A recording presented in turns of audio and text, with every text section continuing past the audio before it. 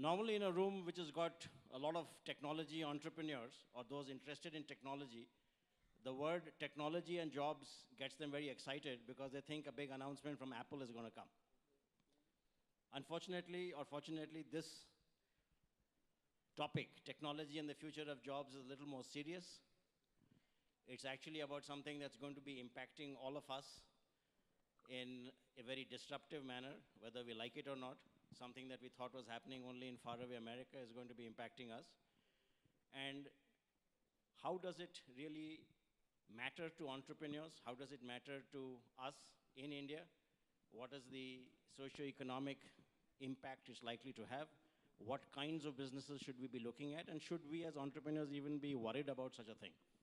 So that's kind of what we will talk about very briefly in the next 35, 40 minutes that we have. And to help us navigate this path, we've got a stellar panel of panelists, extremely experienced, top-class expertise. And I'm going to invite them one by one. First, Mr. Mohandas Pai, Chairman of Manipal Global Education Services. The good news is that none of the panelists need an introduction. Second is Jaggi, or R. Jagannathan, Editorial Director of Swarajya, one of the foremost minds on the political economy of India. Third, we've got Rahul Martin, who's a partner with Trilegal, brings enormous amount of expertise and insight on technology, policy, and law. And then last but not the least, Sameer Garg, Vice President and Head of New Economy at Axis Bank, one of the leading private banks that's focused heavily on entrepreneurs and startups. So, you know, India is a young country. We all know that 65% of the population is less than 35 years old. We need to create 100 million jobs. Technology and automation is likely to cause huge disruption in this country. And there's a lot of fear, and articles are being written all over. So what should we do? Jaggi. We are actually at the cusp of two things. The world is awash with capital, and it is awash with labor, which means the two critical factors of production that need to take you to the next level or to consign you to the previous level are both there. The problem, we have a huge surplus of capital. You have just the US companies sitting on $2.5 trillion of cash. You have the world corporates sitting on $7 trillion of cash or cash equivalents. So capital is not a problem. It's a problem only because it's not being used probably in the right way. So startups and other things are one way. We have a huge excess of also labor who needs skilling, not just in our country, but even in US, that's the same problem. The reason why you're seeing protectionism rising is because the disruption caused by globalization is more or less digested. But the disruption that's being caused by technology, automation, artificial intelligence, and the fact technology that can replace jobs is now coming in a big way. So I think we have a huge opportunity because capital is not going to be a constraint and labor is not going to be a constraint. The key thing is how do you put capital and labor together in a way that they do not disrupt jobs, but they create new talent and new skills and this thing. This is the challenge that's really facing all countries. It is not just facing one country. We have a problem for a different reason because we have not skilled our people, we have not built the thing. We know that technology always creates jobs, but there is a gap between the time it disrupts and the time it actually creates the kind of jobs and profiles and skills that is required. So we are at that cusp where we need to make those right decisions in India and abroad. And that's basically the problem. I've just stated the problem. The solutions, we can come to it later in the discussion. Thank you. Thanks, Jaggi. Mohan? Sanjay, let me give the scale of the problem with some data. For the last 20 years, we have been producing 25 million babies a year in India. 24 million babies will reach the age of 21. 1 million will die. That's the data. Out of this 24 million, maybe 30% will get married or drop out or go into agriculture. Agriculture as a sector of the economy occupies 45% of the working age people in this country. So I reckon 30% because it has to come down for young people. So we have to produce about 17 million jobs a year. We are producing only about 5 to 6 million jobs. We actually are producing jobs. I'll give you the data. We're producing jobs. There will be 10 million decent jobs. Jobs paying more than 10,000 rupees is a decent job, is not being produced. For the last 10 years, we have had 100 million people with less bad jobs. Next 10 years, we'll have another 100 million people. So we'll have 200 million people by 2025 with bad jobs and no jobs. And these are the Gujars, the Jars, the Patels, the Kamas, and the Marathas, all agitating all over for a government job. So the challenge. Now, what should we do in the face of AI and ML and all the nice stuff? All right? We are 10 years behind the curve in terms of our need. We are a growing economy. We have grown at 8.4% in dollar CAGR from 1991 till 2017. 8.4%. The data is very clear. GDP has gone up from $275 billion to $2.25 trillion. All right? We could grow at 8.5% for the next 15 years. It's not a problem if we get to act together. So what should India do? So India is behind the curve, and this is going to impact us less right now. It's impacting certain sectors. One, we must focus on labor-intensive industries. Like Jaggi said, we are surplusing labor.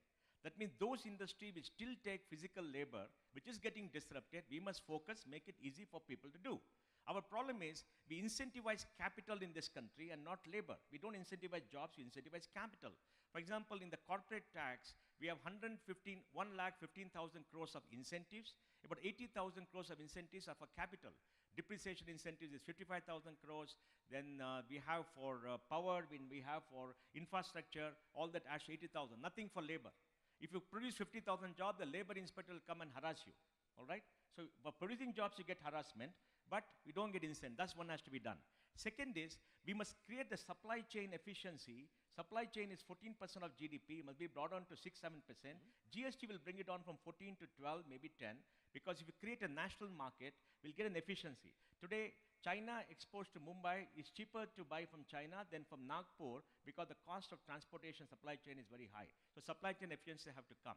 And the third, we must create capital for small companies. Now the SMEs and others don't have capital flows. I want to talk to Priyank and tell him that he must fund 25 lakhs to 50 lakhs for 1,000 startups in India to, let's say, less venture.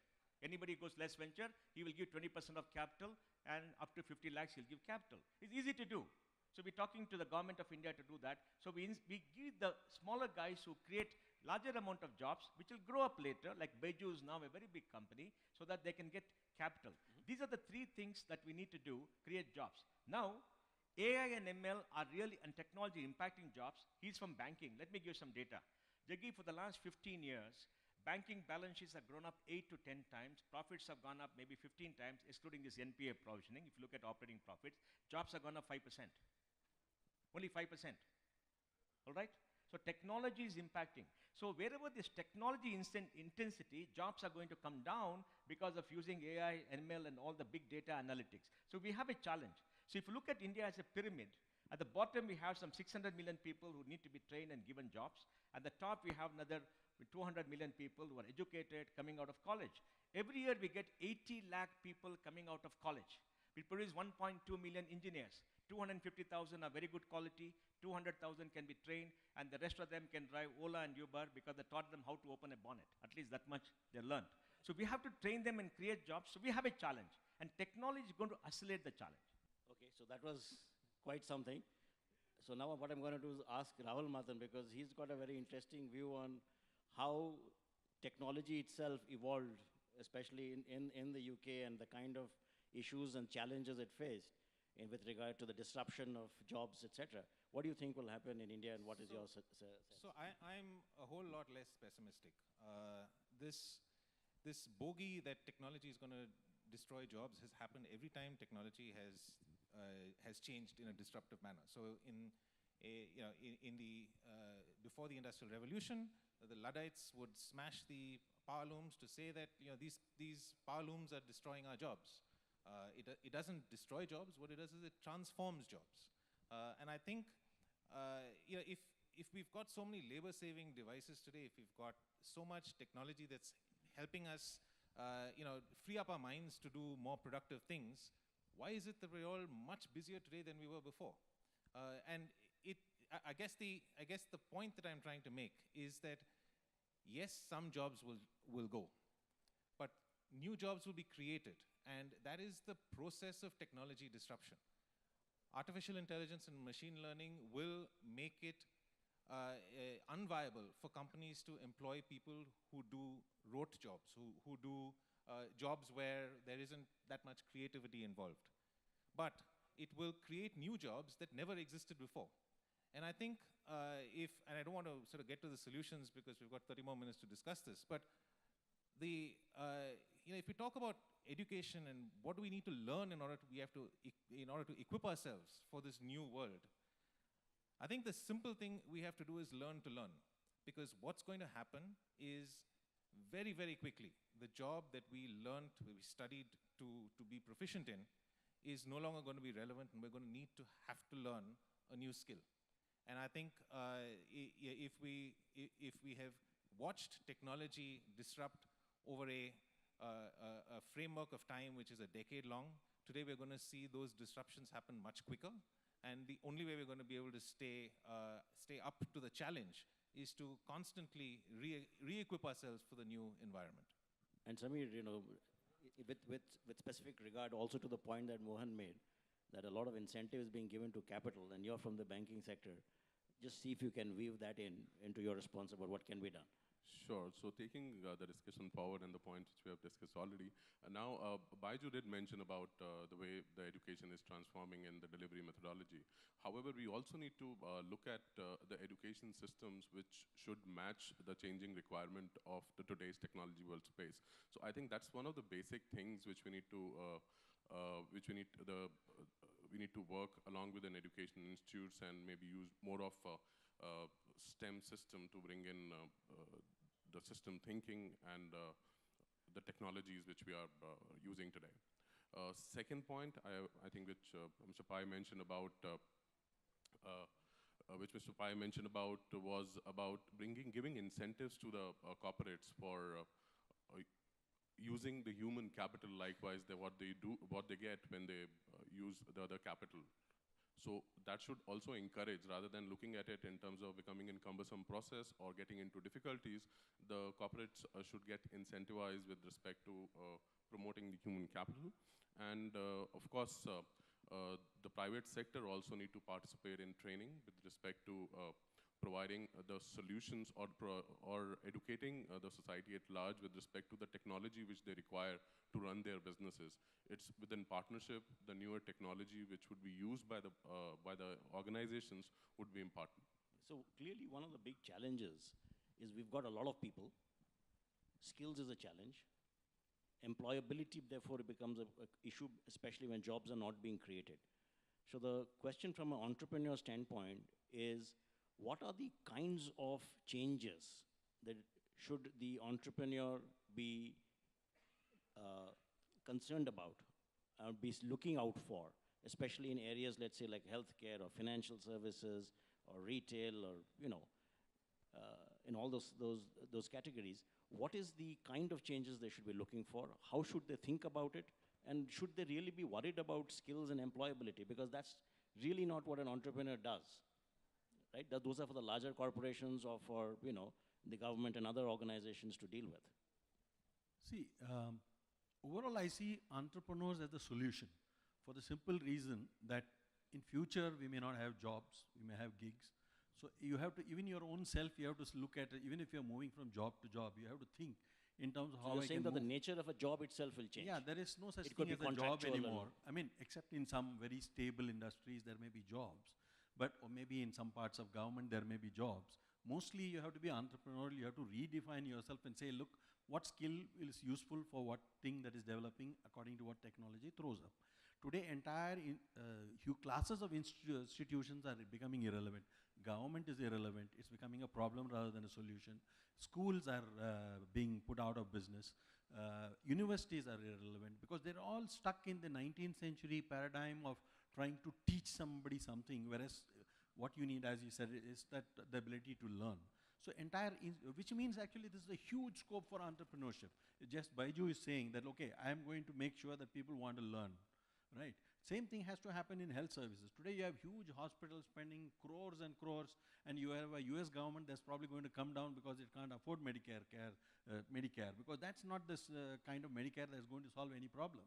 You need to be able to, for people to grow into wellness and help themselves, and you need to have solutions like a Narayana Hridayalaya, which can probably give you, or an Aditya Jyot, the Arvind Eye Hospital, which can do millions of cataracts like an assembly line. So I think there are a hell of a lot of solutions that can, the more important, we are also talking about young people and jobs. I think there are huge tech opportunities in the old, because overall the Western world is getting old, and even our numbers of old are very high. There are huge tech solutions that need to be made for the thing. I think the crucial problem that technology needs to solve is, how do you make people willing to learn? Can you make a 60-year-old guy learn to use technology, and not just the 20-year-old who is anyway born into technology? So these are solutions which only technology and entrepreneurship can file. I think that is the direction in which we need to go. And the solutions are there, and everybody needs to think of himself as an entrepreneur and not a job seeker. So Mohan, just to add to that, and you can respond this way. See, clearly when today everybody's talking about platform technology-based economies, right? Whether it's a Flipkart or whether it's an Ola, these are all large platforms of which multiple people hang off, right? And these are businesses where the winner or the top 2 companies tend to take substantially most of the value that gets created. But what does it leave for all of us who are not part of that platform? Sanjay, let me answer that question, but first I want to tell him out. Look, we all lead this Luddite argument. It doesn't hold water now for a very important reason. I'll give data again. Look at the United States. Payroll has not increased beyond 160 million in the last 15 years. I'm not taking the financial crisis, Jaggi. Now it is 150 million. 10 million middle-class jobs are gone because of automation in the United States in the last 15 years. They're gone. They're not coming back. All right? So this 160 has become 150 now. And then in the United States, you'll find that per capita income of the citizenry has not gone up in the last 15 years. It's hardly moved up. It went down by $7,000. It's come back now in the last year of the Obama administration. It's come back. Some jobs are gone. They're not going to come back. Now, look at Europe. Europe's payroll data shows very clearly last 15 years it is stagnant. Youth unemployment in Spain and the big countries is 25%. And older people can work much more. They don't have to retire. So one generation is not going, younger people are not getting jobs. There is a problem. We have to admit. But the point is that percentage of younger people in the population is coming down because they're not producing enough babies. And US is growing only by 1%, that too because the Hispanics and others, not because the white educated population, all right? So we're seeing in both these countries a precursor of the future, what happens when the economy matures and they're there. Look at Japan. Japan has got a labor shortage because they don't have young people, the population declining, that's not there. That's one part of the world. Second part of the world is India and China. China's working age population peaked at 650 million 2 years ago and is coming down. But China is going to a catharsis. They will still grow. They'll still produce jobs because they don't have enough young people. They've been producing about 16 million babies a year or so for the last 20 years. It's very less than India. India has got a particular problem, all right? So I think that problem is a very different problem because percentage of young people is growing. We still have this engine going pretty strong. It is stagnant now. We're not going to produce 30 million babies. May come from 25 to 20 in the next 10 years. But we have this large number of people. So we are caught right now in the middle. Now, 2 more points I want to make before I come to your question. Why is Elon Musk a brilliant person, Bill Gates a brilliant person, others talking about basic income? Because they're saying the future is going to be basic income where everybody gets some money. They're not going to be these good jobs. I'm talking about good jobs. Now in the US, outsourced jobs in manufacturing is coming back. But it's coming back with robotics and everybody else, where 100 people work, only 5 people are working, and they're hiring PhDs in fundamental physics. They're not hiring the ordinary Joe at $60 an hour that General Motors used to do. And if I went to the Tesla factory and came, there were only robots there. And in China, my friend of mine went to a factory 1 kilometer deep by half a kilometer. It's very dark. They asked him, is it closed? They said, no, they're all working. What is working? Robots. Foxconn replaced 50,000 young Chinese girls because they asked for a raise. They actually asked for a raise. Eliminated. 500,000 more are going to go in the next 5-6 years. Robots. So now when you have machines with intelligence, we have IoT, you have the entire supply chain. It's a sea change. The world requires 80 million jobs a year. Okay? So in developed markets, they're not going to add to the job. They could shift. Lower value jobs like Walmart, standing and cutting your hair is going to be there. The thick middle class jobs paying $100,000 to $200,000, they're coming down. And that's important for all of us because we are in the sector. The rich are getting richer, that we know the problem. Europe, similar problem, except social security is very large, so they're still sustainable. Macron in France is in deep trouble. Merkel is okay because they don't have enough young people. Russia is a mess. Africa will find its way. But Sanjay, if India grows at 8%, 1% labor productivity, we should produce 7% increase in jobs. But today, the job intensity of growth because of technology could come down. It could come to 6%. We still produce jobs. We're not going to produce jobs. But we want good jobs and the intensity to be high to meet the requirements. Between supply of people, labor market, between jobs created, that's going to come down. Then you ask about entrepreneurs and all that. You know that the iSpirit projections are by 2025, we'll have 100,000 startups, 3.25 million jobs. Okay?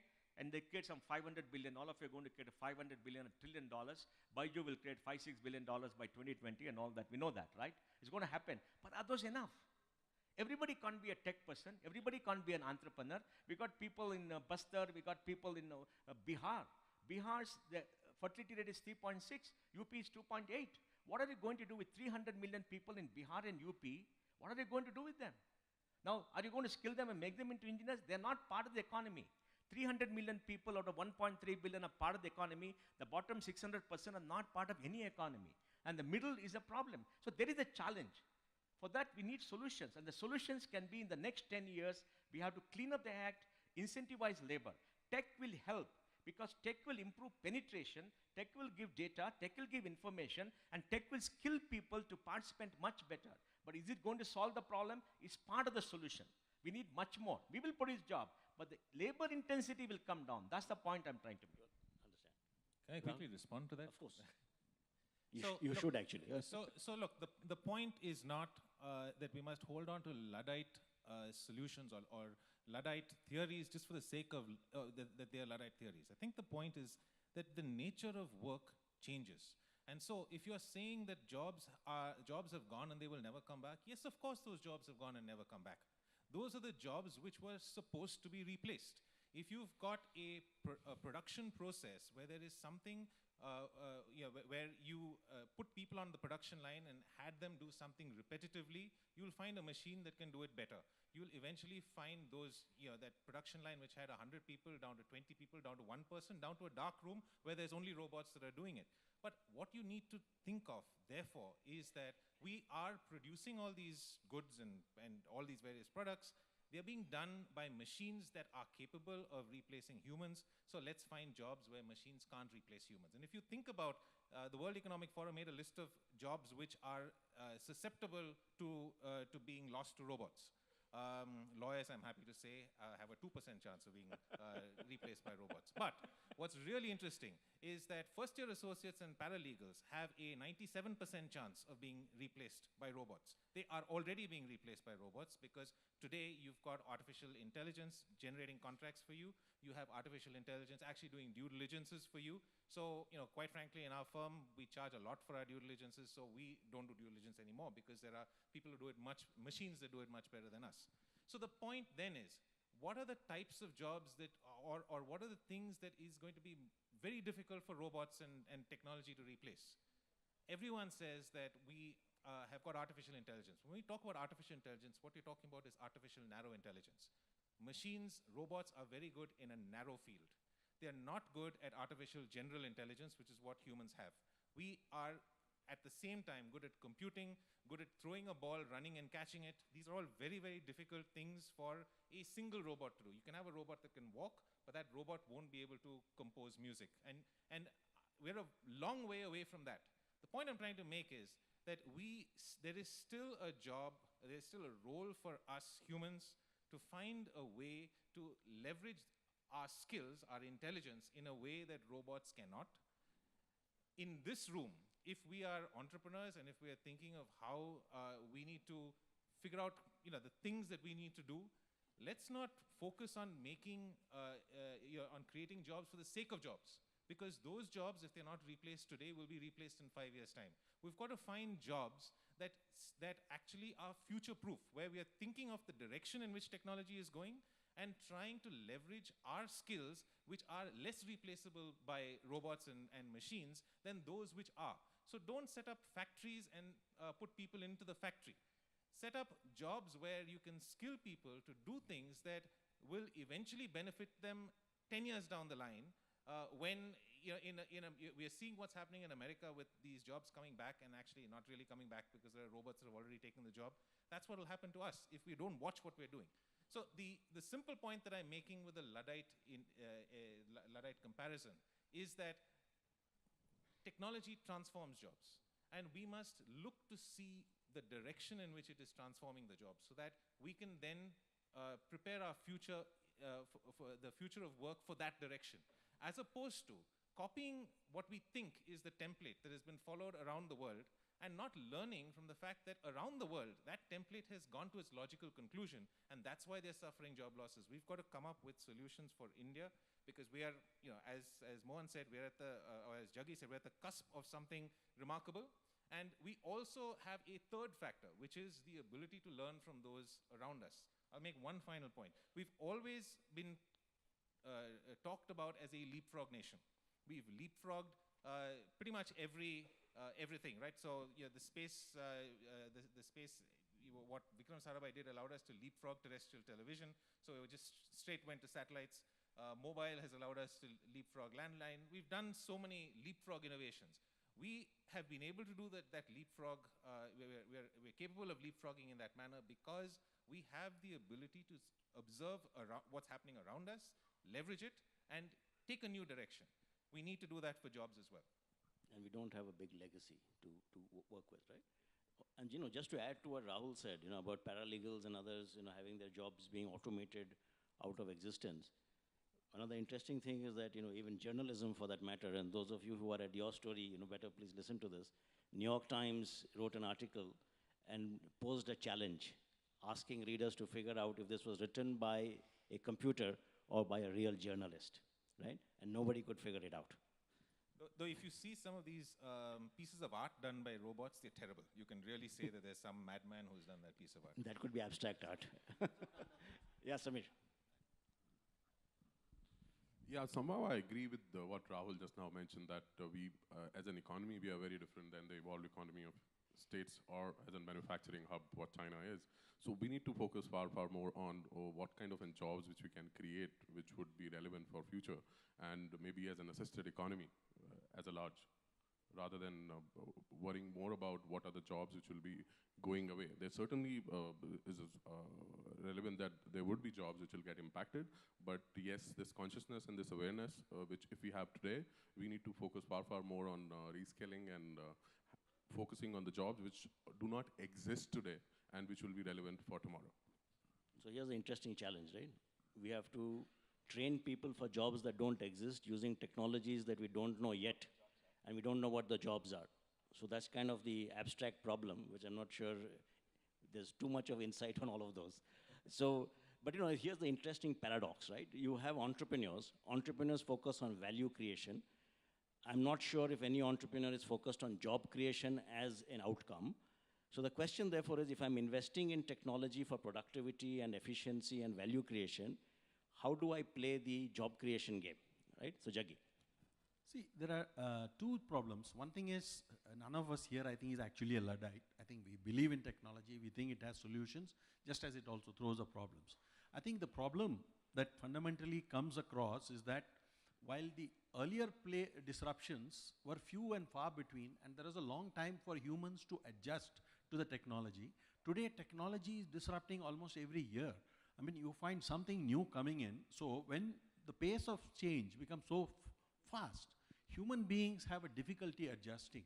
Because if you say that suddenly I'm an Ola driver, but tomorrow I'm going to have driverless cars and 5 million Ola drivers are going to be without a job, he is not suddenly going to become an artificial intelligence mechanic or somebody who's going to do something else, a sales job or something, because the retraining time is becoming longer relative to what you need to learn in order to earn the same income. And whereas the job you're losing is a lower skilled one, and which is being replaced by a robot or a technology-driven device. I think this is the problem that actually technology also needs to solve. That means, can you shorten skilling times where quickly I can be shift from an Ola driver to something that it can relate it to something else that is quickly. So if technology does not solve that problem, you're going to face a huge social revolt against technology, and we are not preparing for that, because when you throw 1 million people of job, governments are going to become Luddite, and companies. Today manufacturing is over. Today, in terms of job creation, today I think a lot of services, and an Oxford study said that out of 700 professions that they mapped, nearly 47% can be shifted to machines and robots. So if that is the pace at which things are going to happen, then entrepreneurs will make that happen and the jobs will disappear. Are we going to make them reappear faster than in the past? So this is where the problem is. I think this is where technology needs to focus. That is, you need to provide the social solutions, enable people to be able to adapt faster no matter what your age. I mean, at 65, somebody is not going to learn how to be an automobile, artificial intelligence coder or whatever it is. So he has just lost a job somewhere else. He's a Java fellow and he's supposed to do that. So he's not going to learn it all of a sudden. So I think technology needs to find out, get into the space where you can speed up the skilling to the levels that technology is actually making things redundant. So that's really the challenge for a lot of people. Yeah. Mohan, quickly. Well, quick answer. The world is at a point when the maximum number of working age population is peaked. And we are at a point when technology progress is going rapidly. So we are at the cusp of the biggest challenge that we're going to have. All right? So this is an equation which we have to think. And please think, 80 million people come in the job market every year. Are they going to have jobs all around the world? And I don't see these new kinds of jobs that are happening. They're going to happen, but they're going to be highly skilled. They're not for ordinary Joes. Everybody is not highly skilled. Everybody can't do an AI algorithm. All right? So there's a problem. The second thing which I want to talk about, all of them are using AI, ML. If they're not using, they still say they're using it because they want valuation, right? They're not going to produce jobs, man. They're attacking that 40% of value added, which is jobs and salaries. And they say, I will reduce the 40% to 20%, buy my app, buy my product, buy this. All of them are destroying jobs. All of them in this room are destroying jobs. They're all into automation, they're all into AI, they're all into big data analytics and all that. All right? So they're not going to be job seekers. They want value, they want to be billionaires, they want to be millionaires, and that is the focus they want. Okay, so Rahul, what's as a lawyer and a concerned policy. So as a lawyer, my job is safe. So that's selfishness first. But I think I just want to take one point that Jaggi made and just sort of refine that.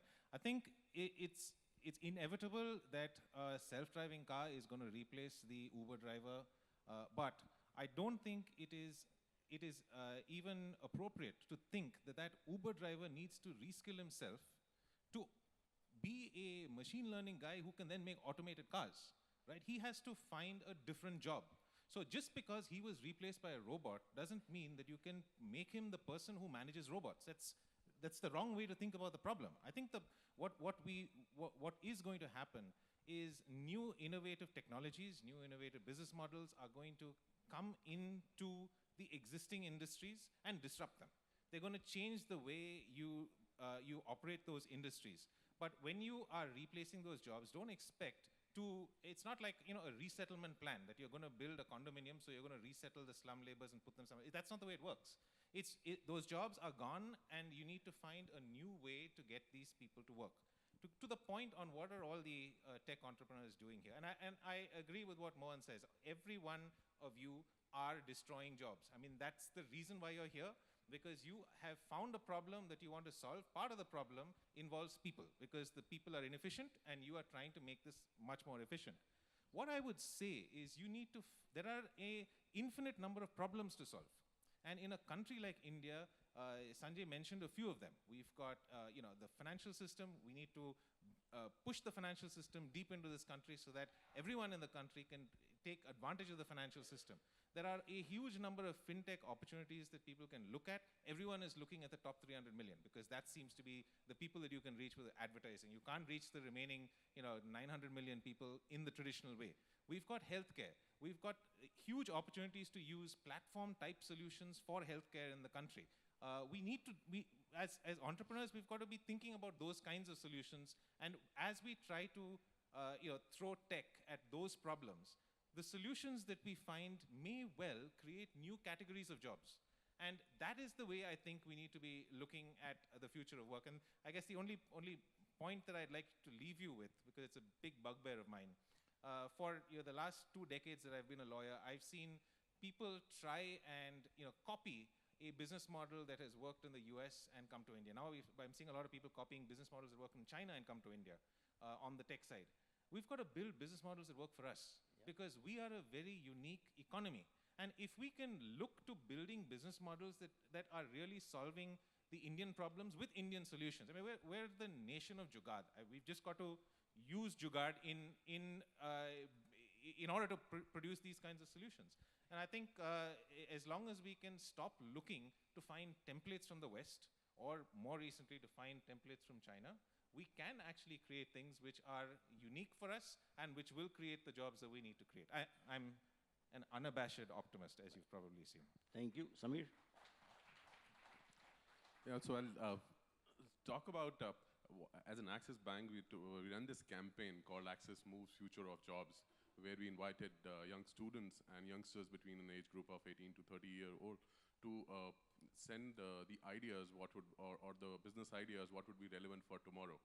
Now we got close to around 21,000 odd idea submissions with us, and just want to share these numbers from 415 different PIN codes and 312 different universities. Now, just to share with you as to what are youngsters, or what's the student studying in a university college thinking of a job of tomorrow, you'll be surprised the top 70% of the jobs or the ideas which came in were primarily from 3 sectors, which was one, agriculture, second was tourism, and third was IT and ITES. So this is what a youngster is thinking about in terms of what could be the job of future. So these are the 3 areas I think which cannot as much get disrupted other than IT, ITES within technology. Sure, thanks. Because, just to add to the point, if you look at, say, something in healthcare, let's say like nursing, right? It's unlikely that nursing is going to get, ever automated out of existence. Then tourism, entertainment, right? There are a bunch of things that we need to look outside of the traditional domains. Sanjay, I was in the Valley and I met a very brilliant person. I asked him, what are the jobs that are going to be done? He said, in 5 years' time, everybody will be doing virtual reality, sitting down with the screen for 8 hours a day and looking at the world in a very different place. Are they going to have anything interesting to do? Yeah, that's going to be interesting. It's going to be entertainment. Now, you might think it's crazy, okay? We all think it's impossible. But I think the fact that people are thinking, Elon Musk is saying, put social security on every robo. Let the robo pay social security, one human being, one social security, because they're going to work and use the taxes to pay for them. Look, we can't dismiss that. No, but what do you do with the income that you get as part of universal basic income? So you have to be able to spend that money. You see something. some movies, somebody has to make play the movie. some games, and So then of course, it creates its own ecosystem, right? But how many jobs? See, Sanjay, the key point is this. What are the need for jobs? How much jobs are being produced? Is the delta diminishing or going up? That's the question to answer. It's going up. Okay? Now, the delta is going up. The jobs that we need and the jobs that are being produced globally, the delta is shrinking, right? I mean, it's going up, right? The difference is going up. That's the job. That is the challenge we have to.